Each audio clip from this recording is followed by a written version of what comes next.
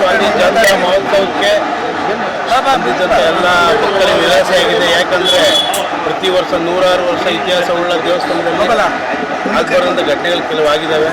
ಅದನ್ನು ತುಂಬ ಎಲ್ಲ ಭಕ್ತರೊಂದಿಗೆ ಮನನೊಂದಿದ್ದಾರೆ ಎಲ್ಲರೂ. ಏನಾಗಿದೆ ಅಂದರೆ 106 ವರ್ಷದಿಂದ ಎಂಥ ಎಮ್ ಎಲ್ ಎ ಇರಲಿ MP ಇರಲಿ ಯಾರೇ ಬಂದರೂ ಆ ರಥೋತ್ಸವ ಟೈಮ್ ಏನಿತ್ತು ಮುಹೂರ್ತ ಮೀರಿ ಯಾವತ್ತೂ ನಡೆದಿರಲಿಲ್ಲ. ಈ ವರ್ಷ 25 ನಿಮಿಷ ಲೇಟಾಗಿ ರಥ ಚಾಲನೆ ಆಗಿದೆ.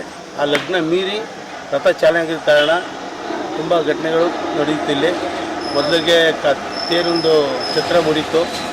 ಅದಾದ ನಂತರ ಆಚಾರ್ಯರೊಬ್ಬರದ್ದು ಕಾಲು ಮುರಿದಿದೆ. ತುಂಬ ತೊಂದರೆ ಆಗಿರೋದ್ರಿಂದ ಅವ್ರಿಗೆ ನ್ಯಾಯ ಸಿಗಬೇಕು.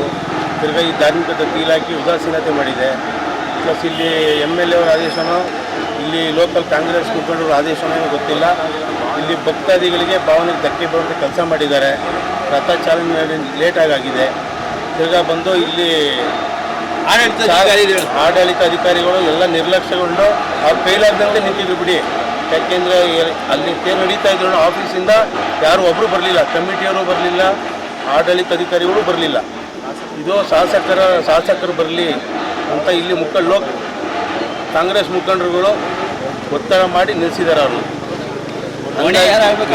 ಇವಾಗ ಆಡಳಿತ ಅಧಿಕಾರಿ ಹೊಣೆ ಆಗಬೇಕು, ಇದಕ್ಕೆ ಕಮಿಟಿಯವರು ಹೊಣೆ ಆಗಬೇಕು. ಆಚಾರ್ಯರಿಗೆ ತಕ್ಕ ನ್ಯಾಯ ದೊರಕಲೇಬೇಕು. ಹಾಸ್ಪಿಟ್ಲಿಗೆ ಅಡ್ಮಿಟ್ ಮಾಡಿಬಿಟ್ಟು 5,000 ರೂಪಾಯಿ ದುಡ್ಡು ಕೊಟ್ಬಿಟ್ಟು ನೀವು ಟ್ರೀಟ್ಮೆಂಟ್ ತಗೊಳ್ಳಿ ಅಂತ ಹೇಳಿ ಬಂದುಬಿಟ್ಟಿದ್ದಾರೆ. ಅವ್ರಿಗೆ ಲಕ್ಷಾಂತರ ರೂಪಾಯಿ ಹಾಸ್ಪಿಟ್ಲಿಗೆ ದುಡ್ಡು ಕಟ್ಟಿದ್ದಾರೆ, ಸ್ವಂತ ದುಡ್ಡು ಕಟ್ಟಿದ್ದಾರೆ. ಅವ್ರಿಗೆ ಯಾವುದೇ ಥರ ನೆರವು ನೀಡಿಲ್ಲ. ಇದಕ್ಕೆ ಸೂಕ್ತ ಪರಿಹಾರ ದೊರಕಿಸ್ಕೊಡ್ಬೇಕು ಅಂತ ಈ ಪ್ರತಿಭಟನೆ ಮಾಡ್ತಾ ಇದ್ದೀವಿ. ನಮ್ಮ ಸೇವಾಗ್ರಾಮದ ವ್ಯಾಪ್ತಿಯಲ್ಲಿ ಬರ್ತಕ್ಕಂಥ ಪುರಾಣ ಪ್ರಸಿದ್ಧ ಶ್ರೀ ರೇವಣಸಿದ್ದೇಶ್ವರ ಸ್ವಾಮಿ ತಪ್ಪಲಿನಲ್ಲಿ ನಡೆದಿರ್ತಕ್ಕಂಥ ತೇರು ಉತ್ಸವ ಯಾವತ್ತೂ ನಾವು ಬುದ್ಧಿ ಕಂಡಾಗಿಂದ ನಾವು ಚಿಕ್ಕ ಮಕ್ಕಳ ತಾವಿಂದ ನೋಡ್ತೀವಿ. ಚಿಕ್ಕ ವಯಸ್ಸಿನ ತಾವಿಂದ ನಮ್ಮ ಏರಿಯಾದಲ್ಲಿ ನಮ್ಮ ಸುತ್ತಮುತ್ತಲ ಗ್ರಾಮಸ್ಥರು ನಮ್ಮ ಧರ್ಮನ ನಂಬಿ ನಮ್ಮ ಸಂಸ್ಕೃತಿನ ನಂಬಿ ತೇರು ಎಳೆಯೋದು ಅಂದರೆ ಏನೋ ಒಂಥರ ಯಾರನ್ನೋ ಪ್ರೋಟೋಕಾಲ್ ಪಾಲನೆ ಮಾಡಬೇಕು ಅನ್ನೋದು ಇವೆಲ್ಲ ಇರಲಿಲ್ಲ ಯಾವತ್ತು. ಹಿಂದೆ ಮುಜರಾಯಿನವರು ಬಾಯಿ ಹಾಕಿದ ಮೇಲೆ ನಮ್ಮ ಒಂದು ಉತ್ತರ ಕೊಡ್ತಾರೆ. ನಿನ್ನೆ ನಾನು ಫೋನ್ ಮಾಡಿದ್ರೆ 12:45 ಅಂತ ಏನಿಲ್ಲ, ಅವರೇ 12:45 ಮೇಲೆ 1 ಅವರ್ ಆದರೂ ಮಾಡ್ಬೋದು ಅಂತ ತಪ್ಪು ಉತ್ತರ ಉತ್ತರ ಕೊಡ್ತಾರೆ ಅವರು ಇವತ್ತಿಲ್ಲ. ಇಲ್ಲಿ ಕೇಳಬೇಕು ಅಂತಾನೆ ಬಂದು ಅವರು ಪುಣ್ಯಾತ್ಮರು ಯಾವ ಪುಸ್ತಕ ಓದಿ ಇವತ್ತು ನಮ್ಮ ಮುಜರಾಯಿ ಇಲಾಖೆಗೆ ಅಧಿಕಾರಿಗಳಾಗಿ ಬಂದಿರ್ತಾರೆ. ಅದನ್ನ ಕೇಳಬೇಕು ಅಂತಾನೆ ಬಂದು ಸುಮಾರು ತಾಯ್ತು ನಾವು ಬಂದು 10 ಗಂಟೆಗೆ ಬಂದು ಅದರಿಂದ ಕಾಯ್ತಾ ಇದ್ದೀವಿ. ಅವ್ರು ಯಾರು ಬರಲಿಲ್ಲ. ಇಲ್ಲಿ ಅವರು ತಪ್ಪು ಮಾಡದೆ ಹೋಗಿದ್ರೆ ಇಲ್ಲಿ ಬರ್ಬೋದಾಗಿತ್ತು. ಅದರಿಂದ ಇಲ್ಲಿ ಏನಾಗದೆ ಅಂದರೆ ನಮ್ಮ ಲಗ್ನ ಮೀರಿ ಇವತ್ತು ಅನಾಹುತ ಏನಾಯ್ತಾ ಇದೆ ಅಂದರೆ ಇವತ್ತು ಗೊತ್ತಾಗೋದಿಲ್ಲ. ಏನಾಗ್ಬಿಡ್ತದೆ ಅಂತ ತಿಳ್ಕೊಂಡಿರ್ಬೋದು ಕೆಲವರು. ನಮ್ಮ ಹಿಂದೂ ವಿರೋಧಿಗಳು ಆ ಥರ ಮಾತಾಡ್ಕೋಬೋದು ಅಷ್ಟೇ.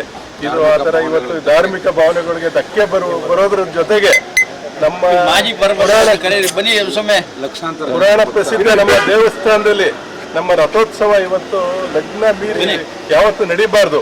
ನಡೆದೇ ಇರೋದಕ್ಕೆ ಉದಾಹರಣೆಗಳು ಬೇಜಾನ್ ನಡೆದವೆ ಇಲ್ಲಿ.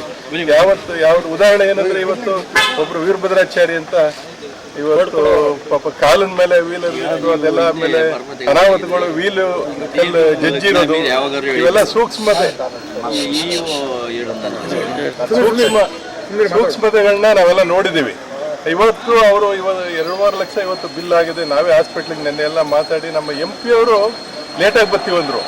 ಇಲ್ಲ ತೇರು ಎಳೆದ್ಬಿಡ್ಲಿ, ಲಗ್ನ ಮೀರಬಾರ್ದು ಅಂದ್ಬಿಟ್ಟು ನಮ್ಮ MP ಅವರು ನಡ್ತೇನೆ ಬೇರೆ. ಇವತ್ತು ಬೇರೆ ಯಾರನ್ನೋ ಕಾಯ್ಕೊಂಡು ಇವರು ನಮ್ಮ ಯಾರನ್ನೋ ಒಂದು ಮನಸ್ಸನ್ನು ಒಲಿಸ್ಕೋಬೇಕು ಅದಕ್ಕೆ ಅಂದ್ಬಿಟ್ಟು ನಮ್ಮ ಅಧಿಕಾರಿಗಳು ಇಂಥ ದುರ್ನಡತೆ ನಡೆದು ಇವತ್ತು ನಮ್ಮ ಕ್ಷೇತ್ರದ ವಿರುದ್ಧ, ನಮ್ಮ ಪುರಾಣ ಪ್ರಸಿದ್ಧ ನಮ್ಮ ದೇವರ ವಿರುದ್ಧ ನಡೆದಿದ್ದಾರೆ.